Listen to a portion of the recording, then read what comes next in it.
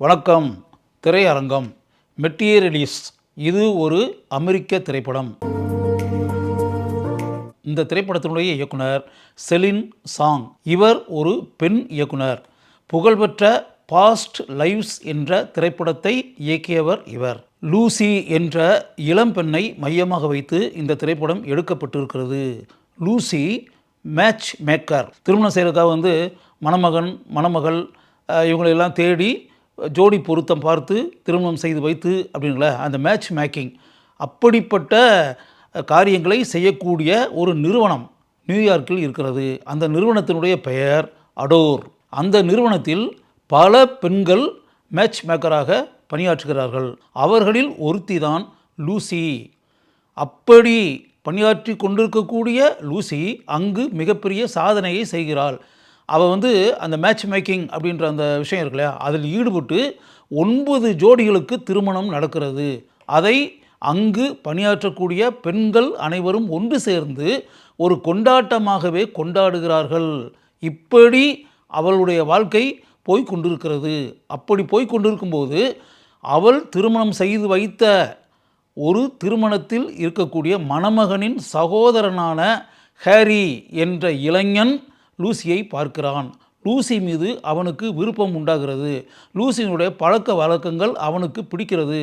தனிப்பட்ட முறையில் லூசி தான் எப்போதாவது திருமணம் செய்து வாழ வேண்டுமென்றால் வசதியான ஒரு இளைஞன்தான் தனக்கு கணவனாக வர வேண்டும் என்பதில் அவள் தீர்மானமாக இருக்கிறாள்.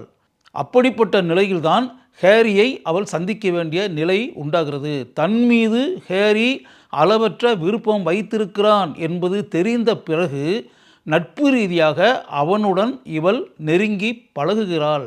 இருவரும் உணவகத்தில் அமர்ந்து மது அருந்தியவாறு பேசி கொண்டிருக்கக்கூடிய அந்த இடத்தில் ஒரு இளைஞன் அவர்களுக்கு நடுவே வந்து நிற்கிறான். அந்த இளைஞனுடைய பெயர் ஜான்.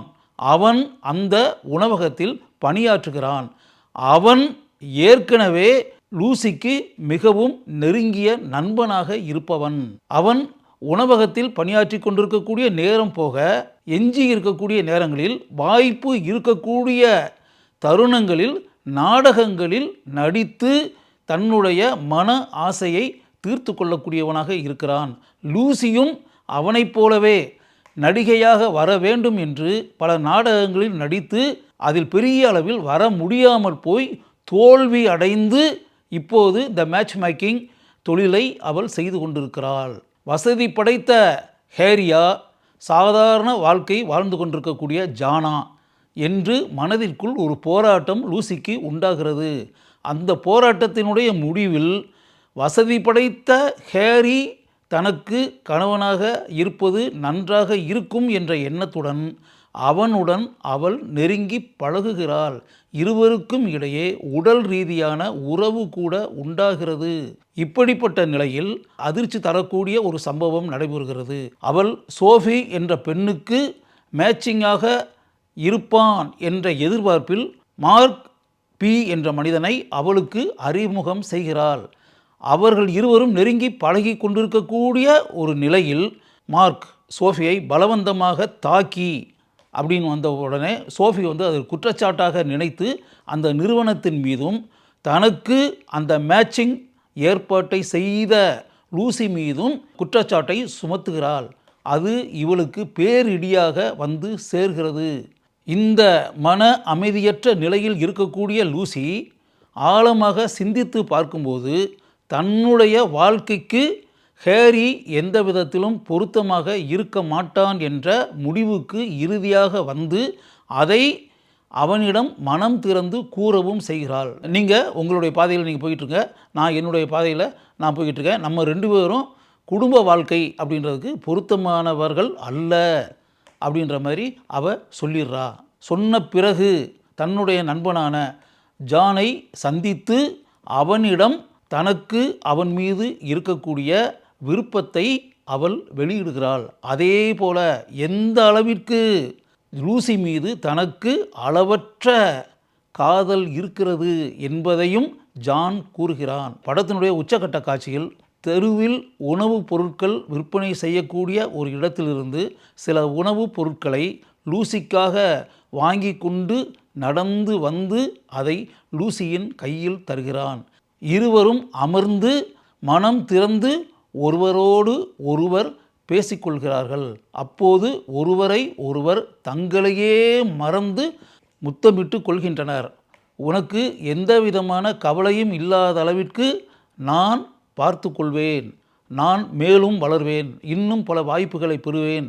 பல வாய்ப்புகளை பெற்று படிப்படியாக வாழ்க்கையில் வளர்ந்து மிகப்பெரிய மனிதனாக பொருளாதார ரீதியாக ஆகி உனக்கு எந்த விதமான கவலைகளும் பிரச்சனையும் இல்லாத அளவிற்கு சந்தோஷமான ஒரு வாழ்க்கையை நான் தருவேன் அப்படின்னு சொல்லிட்டு ஜான் சொல்கிறான். அவன் கூறக்கூடிய அந்த வார்த்தைகளை மகிழ்ச்சியுடன் கேட்டவாறு லூசி அமர்ந்திருக்கிறாள். அத்துடன் இந்த திரைப்படம் முடிவடைகிறது. லூசி கதாபாத்திரத்தில் டக்கோட்டா ஜான்சன் மிக அருமையாக நடித்து அந்த கதாபாத்திரத்திற்கு உயிர் தந்திருக்கிறார். ஜான் கதாபாத்திரத்தில் கிறிஸ் எவன்ஸ் மிகச் சிறப்பாக நடித்து அந்த கதாபாத்திரத்திற்கு பெருமையை சேர்த்திருக்கிறார். பெட்ரோ பாஸ்கல் ஹாரி கதாபாத்திரத்தில் இயல்பாக நடித்து அந்த கதாபாத்திரத்திற்கு தன்னுடைய நடிப்பால் புகழ் சேர்த்திருக்கிறார்.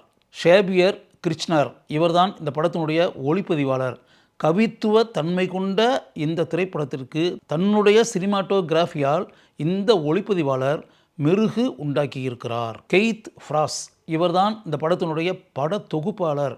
இந்த படத்தினுடைய காட்சிகள் சிறிது கூட போரடிக்காத அளவிற்கு தன்னுடைய பட தொகுப்பால் அருமையான பங்கினை ஆற்றி இந்த படத்திற்கு பெருமையை இவர் உண்டாக்கியிருக்கிறார்.